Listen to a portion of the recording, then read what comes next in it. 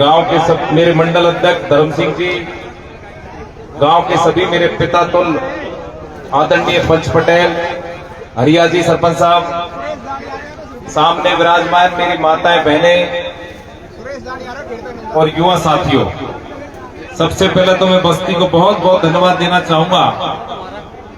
आपने इस पतंगल कार्यक्रम में बुलाया, सबने जोरदार स्वागत सत्कार किया। पूरा युवा मंडल और गांव की बस्ती को तहे दिल से बहुत बहुत धन्यवाद। ये एहसान आपका जीवन भर कभी नहीं भुला पाऊंगा। आपने पूरी मेहनत करके दिन रात भूखे प्यासे रहकर 1 महीने तक लगातार मेरे साथ कंधे से कंधे मिलाकर आपने दिन रात मेहनत की मेरे चुनाव प्रचार में, और उसका परिणाम ये निकला कि 36 कौम के भाइयों ने मेरे को वोट देकर राजस्थान की विधानसभा में भेजा। मेरा ये सौभाग्य है कि आपके आशीर्वाद से मैं राजस्थान की विधानसभा में पहुंच गया हूं।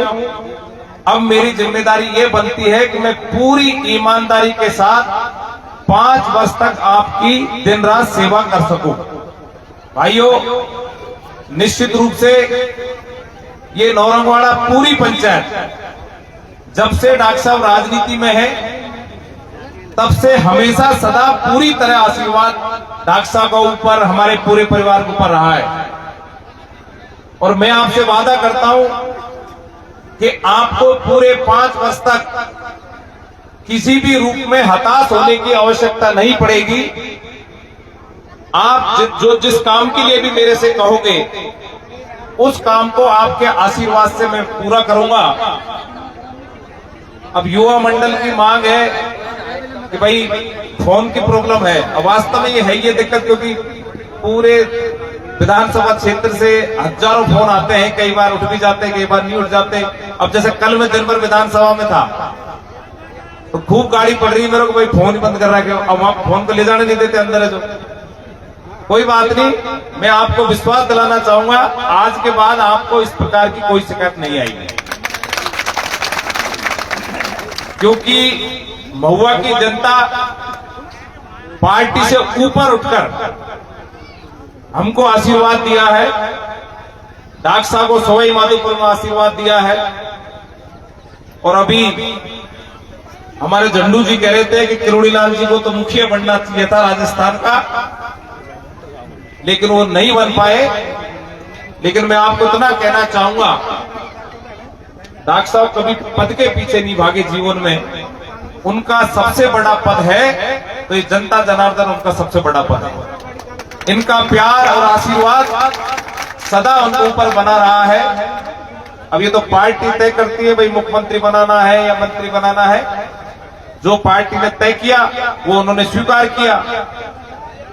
और वो तो बगैर पद पर रहते हुए भी 40 साल से राजस्थान की हर समाज के लोगों की सेवा कर रहे हैं। वो तो 40 साल में मात्र 2.5-3 साल ही मंत्री रहे, आप सबको पता है। किन विकट परिस्थितियों में उन्होंने मंत्री पद से त्याग पत्र दिया, ये भी आप सबको पता है। नहीं तो आजकल छोटे छोटे पदों को नहीं छोड़ते लोग तो, लेकिन डॉक्टर साहब ने कभी राजनीति में पद की लालसा नहीं रखी। उनकी हमेशा लालसा ये रही है कि दीनहीन गरीब की हर विकट परिस्थिति में उनकी सेवा करूं, उनको न्याय दिलाऊं। अब आपको ये भी पता है कि किरोड़ी लाल तो कोई बढ़ भी नहीं सकता इस राजस्थान में, क्या हिंदुस्तान में किरोड़ी लाल कभी सपने में भी नहीं बन सकता।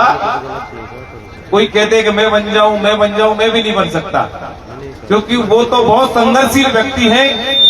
उन जैसा कोई इस धरती पे पैदा हो नहीं सकता। लेकिन इतना जरूर है कि मैं उनके मान और सम्मान के लिए, आपने अगर मुझे राजस्थान की विधानसभा में भेजा है तो मैं कभी भी महुआ की जनता के ऊपर किसी प्रकार का संकट नहीं आने दूंगा। मैं पूरे 5 साल तक तहे दिल से उनकी सेवा करूंगा।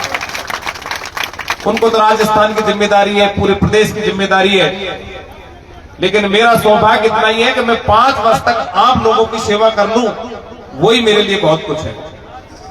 क्योंकि राजनीतिक क्षेत्र में आप सबने देखा है कि किस प्रकार की गिरावट आई है राजनीति में।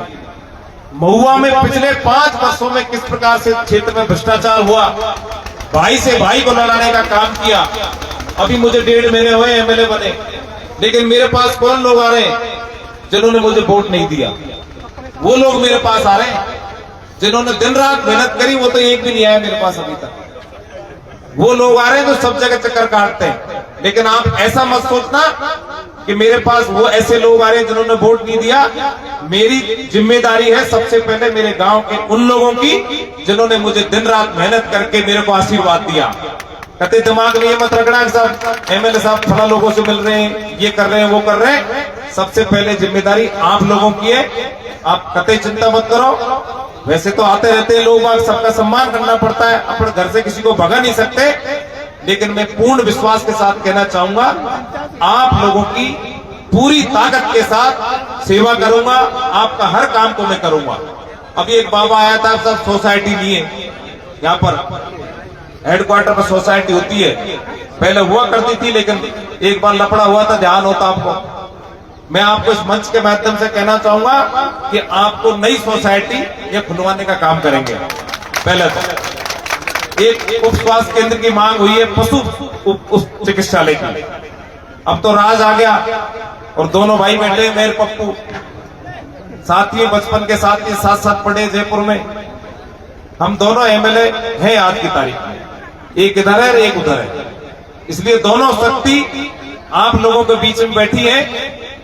कोई मेरे से कमी रहे तो पप्पू जी को टच करना है, इनमें कोई कमी रहे तो मुझे टच करना है। लेकिन आप मैं विश्वास दिलाना चाहूंगा, अभी धीरे धीरे सारा सिस्टम चेंज हो जाएगा। अभी 1.5 महीने बने अपन को एमएलए हुए, पूरा तंत्र महुआ का खराब पड़ा है। यहाँ पर इतने भ्रष्ट अधिकारी लगे हुए हैं जो आम जनता का पिछले 8-9 वर्षों से खून चूस रहे हैं।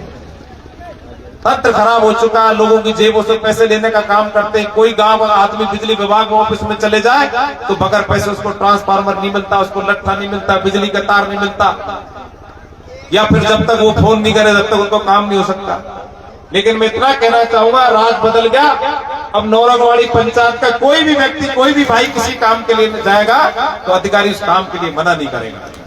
और ये भी कहना नहीं पड़ेगा कि भाई विधायक से बात कराओ, क्योंकि पहले तंत्र दूसरा था, भाई से भाई को लड़ाने का काम किया।